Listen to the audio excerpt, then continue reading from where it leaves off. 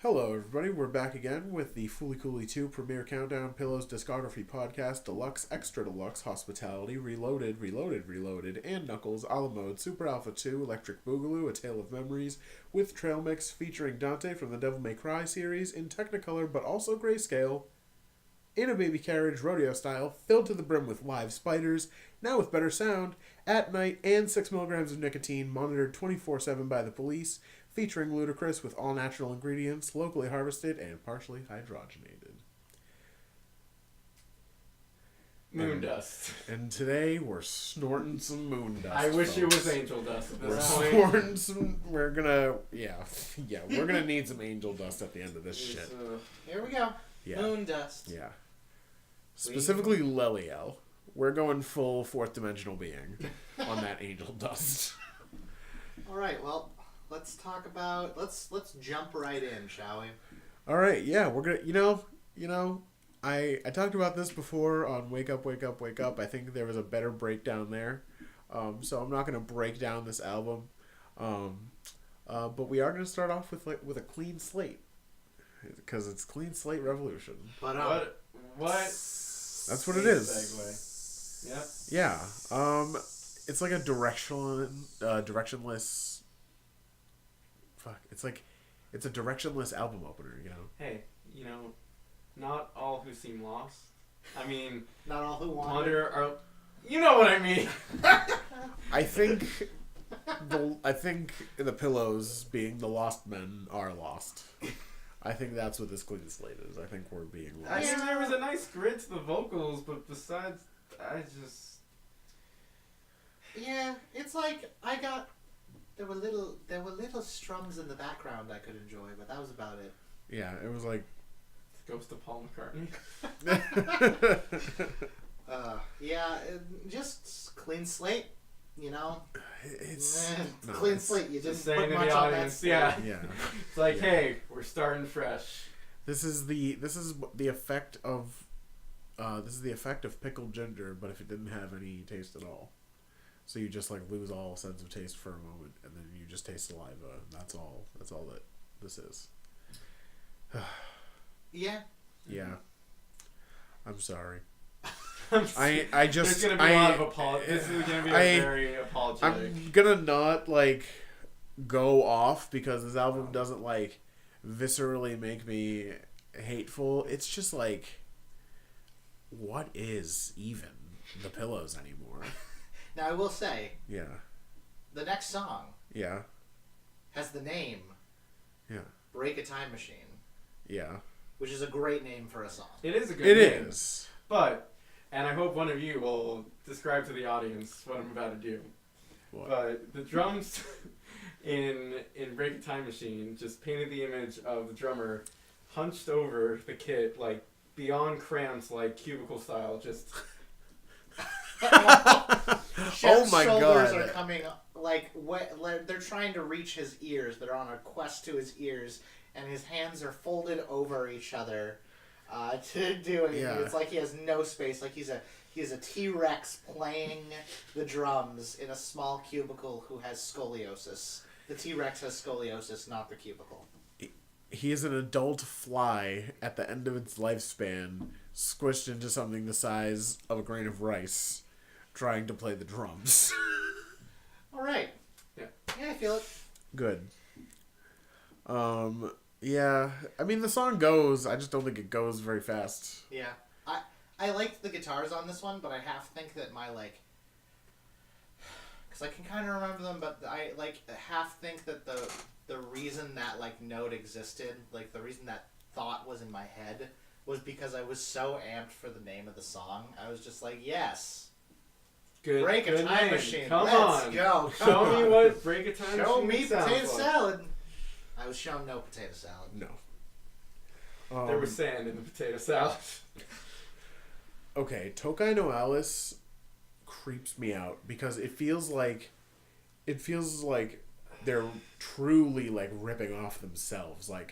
This sounds like a pillow song by people who stalk the pillows. Well, they caught themselves in a bind with the title of this song, because I feel like as the listener, the moment we see Alice in the title of any song, we automatically make the jump to Alice in Wonderland. True. And hence, people are going to have the expectations that this is going to be a very like heavy ambient or trippy or psychedelic sound to it. So anything that doesn't meet those standards is just going to be kind of a disappointment. So I didn't even think about that. Yeah. But you're very much right. It just sounds like an Oop song, but with like better vocals. right. It's just sort of like what? Yeah, I like the vocals on this one. Oh, I wasn't as down on this on this song overall. dang. I was Alright. like, yeah, I was That's fair. more feeling this one. Any, I don't know. I don't know. I Any like specific thoughts? Like, mean, it's mostly the vocals on it. Like I liked them. I enjoyed it. Kind of carried the song for me. okay, cool. All right, and then you get About a Rock and Roll Band. Jesus Christ. About a Rock and Roll Band is like, there's 2,000 of this song. Like, literally, actually. It's about a rock and roll band. It's made by a rock and roll band. And it sounds like a rock and roll song, and that is it. What genre is this song? Rock and roll. That is it. I listen to everything but country and rap. Oh my god. Yeah, actually though. This but is it. actually I only listened to 1,200 of this song repeated. Like, oh god. Talk about how it's real music.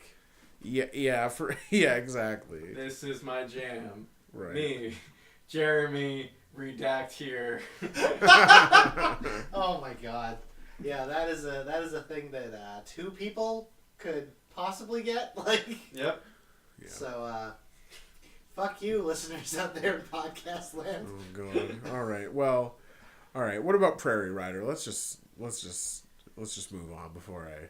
Like, why? Like, why would there be a rock and roll band song like this? Like, that's so, like, this album has been, like, so lukewarm, and then we're gonna get this, like, oh, yeah, a rock song, but it's, like, this is just the death of rock. This song is, like, a specific type of song that is the death of rock. It's like when you're walking to go to the bathroom in the middle of the night, and you're barefooted, and you hit a surface with your bare foot that's clearly wet, but you definitely know it's not water. Oh no. So you're just standing there in the dark wondering what the fuck you just stepped in. You know, I've had that experience before. Yeah, no, same here. I've had the experience before. However, it actually turned out to be water. My room, it was not a basement, but it was not a real basement, but it was underground. And when it would rain, like, heavily, my room would fucking flood sometimes. And I had, like, a rug.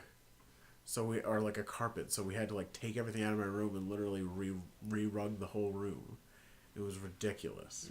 But yeah, I was just, like, leaving my room one morning, and I just hear this, like, intense, like, out in the, like, as if I was, like, outside, and I stepped in a large puddle. Like, I was like, holy shit, what in God's name? And it was just like, I'm just like, there's just, like, 2 inches of water right by my door and, like, nowhere else. It was very weird. All right. But yeah, I would say Prairie Rider had an interesting drum fill, but the vocals in this album so far, I don't know what mixing direction they decided to go to, but it's just all over the place. I don't even know. The lows seem like they were just cut off, and the mids just seemed kind of scrambled. Yeah. It was all just like, it's like if you took out the trope of About a Rock and Roll Band but kept the song. Which is even crazier. Now there's even less things. Like, everything else I just said, imagine you take out the uniqueness of it, too, and you just make it like a... Like, I could have more energy in a song. Like, I could create a song with more energy in this. And I'm literally, like, I can't even read music. Like, yeah, it's like when you write a story and you get your critique back saying, hey, you think you can add some more information? We're a bit lost. And you do... But you have more questions than you did before. Yeah. Yeah. It's just like, God. Yeah, definitely. Yeah, No. not feeling. No. Happy birthday. Happy birthday. Happy birthday. I like when bands I like have a song that's about birthdays because that's fun. That's like my only feeling about the song.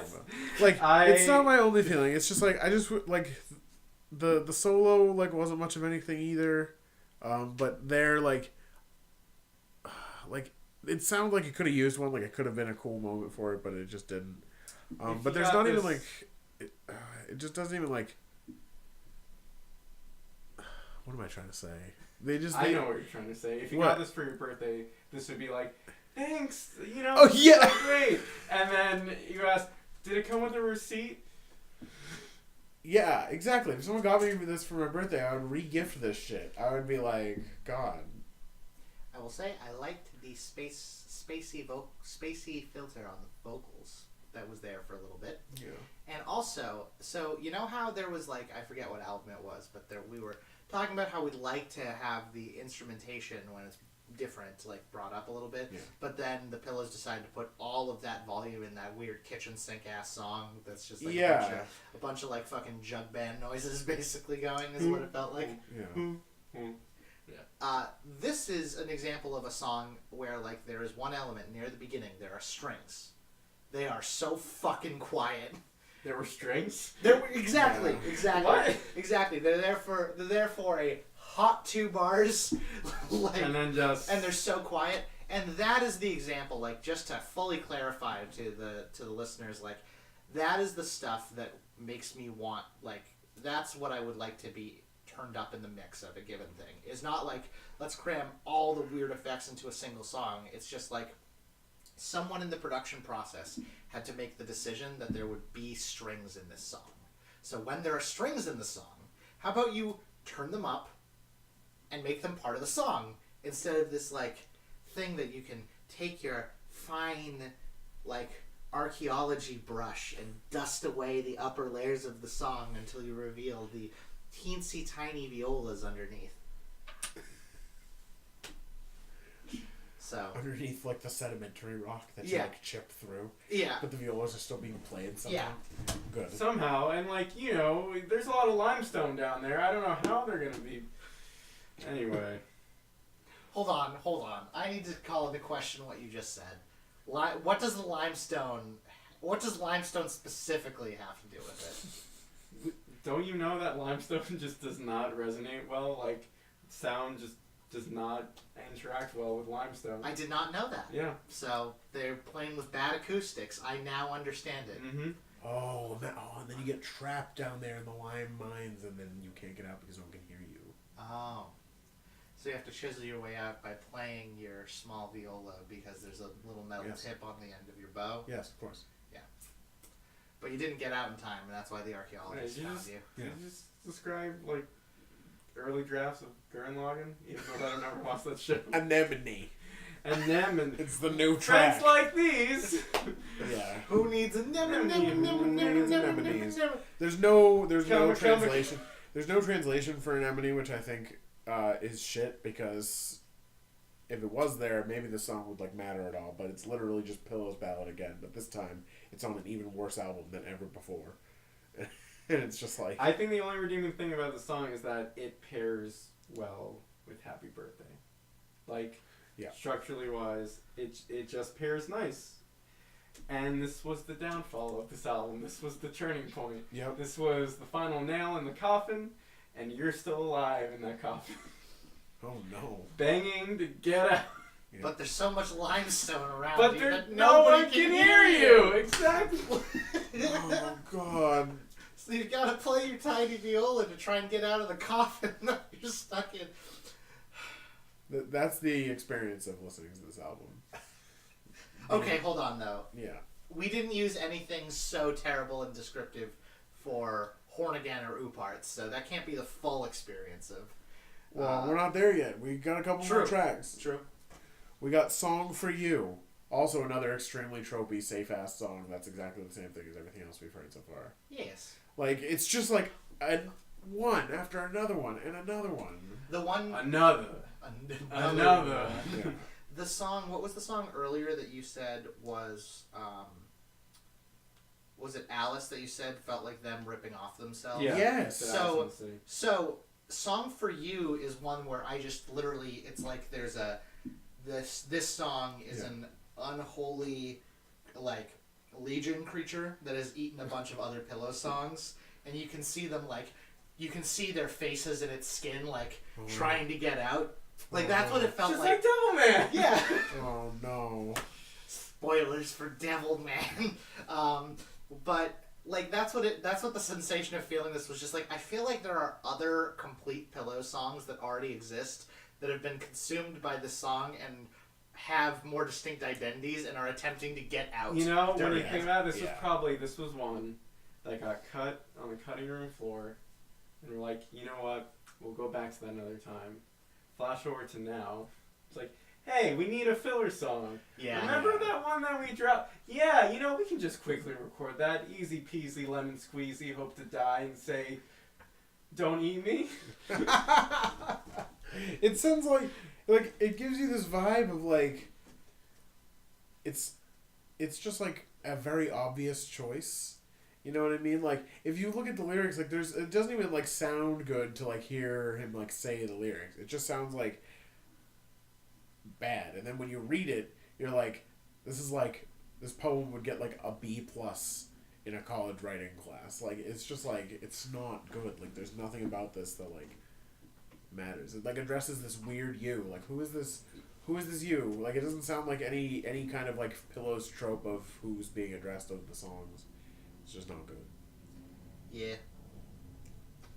Message. Now here's something about Message. I didn't think the song was too This slow. was me Oh. cocking the gun. Oh my god. I didn't think the song was too slow. I just don't think it feels cathartic after the like other song, you know what I mean? This was the 4th song in a row to just... It's literally, it's a lazy river ride at a 45-degree angle downwards. God. Yeah, I can feel that. I like the soundscape in this one a little bit more, like compared to these are the ones that Just losing so much attention. Yeah, Couldn't stay there was. focused. I definitely think that there's a fair amount of my like opinion of this album is that like for some of these songs that really couldn't have you focus in, I feel like I almost only heard the good parts of some of them because they were what was capable of like making my brain activate. Because there was quite a bit of this one that was spent like him to him, opening another tab and then closing it because I'm focusing fully on the song, etc. Yeah, if you give up midway through this album, I don't blame you. Like I would have killed to do the same, but I cannot. I cannot because this could be more. But yeah, it's just ridiculous. It's just like. How did we plunge so far down? Because the Pillows, like, I feel like they always kind of knew that they had to churn out a bunch of like weird shit sometimes to have like their good songs go, as the 2000s like went on. But how did we get to the point where we're literally not doing shit anymore, and we're just like we're giving up entirely and maybe writing like a good song, which brings me to Moondust itself, like the title track of the album. Like Moondust, I don't think is a bad song. It's like. It's fine. It's just like when you compare it to Trial is better. And then if you compare Trial to the Ooparts song, just called Ooparts, I think. No, I'm thinking of Your Order or something like that. I don't know. It's just like it's good. That song is good, but I feel like this entire album was just smoke and mirrors to prop up Moondust, which is like a mess song, you know? Like it's good, but it's not like great. Yeah. It's just like this ridiculous. Don't believe their lies. Yeah, exactly. And then like as soon as you enjoy it, as soon as you're like, yeah, I love this album, and it's like, well, now you're at the last track. Like now there's only one more track. Like, oh, you finally love it? Well, now it's over because there's only one. What do you think of Moondust? Anyone else? Moondust? Yeah, it's just kind of meh. It didn't leave super much of an impression. It's even slower than Message. Like it's just please pull the plug. Just put it. A song should have broken up that block. That was like 2 ice levels, a water temple. It's like no, it's not. Water It's level, not even like passive. water level. It's not even passive aggressive. Like changes after a critique. It's like very aggressive. Like, oh, what you want? You want more dialogue between these two characters? How about 5 pages? No, please no. You sounded like the guy in the cauldron in Getting Over It. That's what your notes. Oh yeah. Like No. All right. Ideal affection. Ideal affection. It has like a fun hook, but everything else is like whatever. Like the vocals are like whatever. I mean, it should have been stronger. Like that would have been the only redeeming thing if just like Ideal Affection was a complete banger. Yeah. Like they let everything out. Like they were just like, you're going to sleep. You're drifting off because hey, we're the pillows. Remember. Yep. Oh And god. then- Yeah, I forgot. I really liked this one. I felt the energy of it. I felt like I was kind of like. I felt like I was moving forward in little jerks with the song, and I could dig that, and I liked that it was kind of messy and distorted, and I was like, yeah. And overall, it just left a it definitely left a brighter opinion of this album than this album deserves. By Yeah, any that's means. true. It ends on a better note than the rest of the songs on the album do. I definitely agree. It just kind of feels like they had a good hook, and then they improv'd the rest of the song. Like they went in the studio and were like, "We're gonna improv a song." They improv'd it. They came up with a great hook right as they were improving it, and we're like, "Oh, this is sick." And then everything else was just second nature. Like they didn't think too hard at all. I would actually agree with that, but that's kind of what I like about it. I like it. The fact When that I they s- can just do that. Well, and it's like when and when I sounds said it was sick. messy, right? Yeah. It's like it did sound like a one take, like a close to one take song, and that was I like see.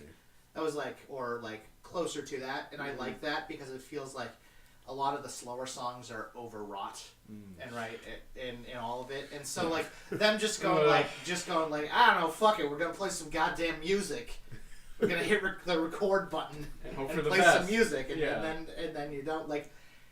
It was a big like it was a deflating of a balloon of like weird like, not pretense, just like, but almost pretense in that this is a cardboard standee of a Pillows album. Like, it's just put up. It's like, yep, there's a new Pillows album. Look at it. It's made out of cardboard and it's 2D. But yeah, that's what I dug about it, about that song in particular. Best worst. Do we want to go worst? Let's do worst. best. Let's do best because I feel like there's going to be more to say on the worsts of this one. I think I only had one for best, and that was Anemone. Oh wow. Yeah. Really? Yeah. I have Moondust. Ideal affection. Oh. Ideal affection. Yeah. I just have one because everything else is just like My two worst were Break a Time Machine and Message. yeah. Did we? I feel like we said more positive things about Moon Gold than we did this album. Which one? The first one, episode 1. I feel like we had more positive things to say about Moon Gold than we do about. Well, that's also because all of the ways it wasn't good were incredibly interesting. Yeah, Yeah. Exactly. There were it's things to pick surprised apart about it. Yeah, once you get to late stage Pillows, all the ways that it's not good is because they're like writing songs with the spasm of their left hand whilst comatose. Like it's these like we're just gonna churn out.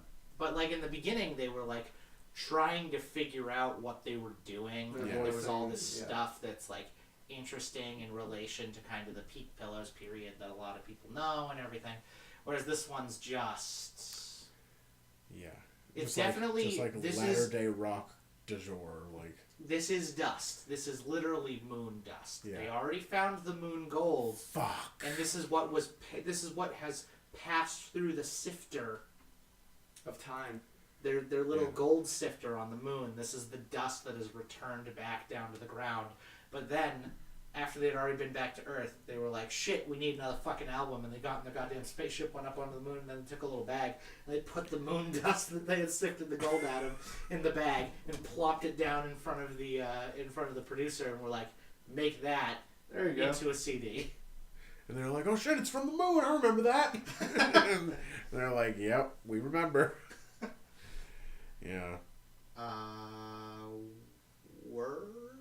The worst. You is... said, yeah. I said Message and Break a Time Machine. Ooh. Overall, I think I have to say that the worst of this is About a Rock and Roll Band, because it has it has no traits. Yeah, About a Rock and Roll Band, and honestly, we're getting 3. We're getting a bottom 3 for me. It's Tokai no Alice, About a Rock and Roll Band, and Prairie Rider. All 3 of them. All 3 of the lot. To the stocks. Like, to the stocks. To the stocks, and then to the gallows. I'm done. I'm so fucking done. I'm not done, though. I'm going to keep listening to these albums. I understand if anyone listening gives up listening to the albums and either keeps listening or even doesn't. Like, at this point, if we lose you on this podcast, not necessarily the rest of the content, but if we lose you on this podcast because of this album, I will not blame you, because this is just shit. And we're in overall, I would say that putting all of the albums together that we've recently done, the Pillows are in a slump in the last. Yes, I think they had a moment of grace with Trial. I really do. I think Trial was a solid album, but it was just sandwiched between 2 that came before that were bad, and now this one, and it's just like, wow. Tomorrow we're talking about Stroll and Roll, which at the time of this recording I have never heard a single song from. Fresh takes, hot takes. Yeah, which is the only other Pillow song at this point. Not Pillow song, Pillow's album at this point that I have never heard a single thing from. So we're gonna figure it out. Yeah, that's looking forward to it. So see you tomorrow. See you tomorrow. 忘れないだろう身を寄せ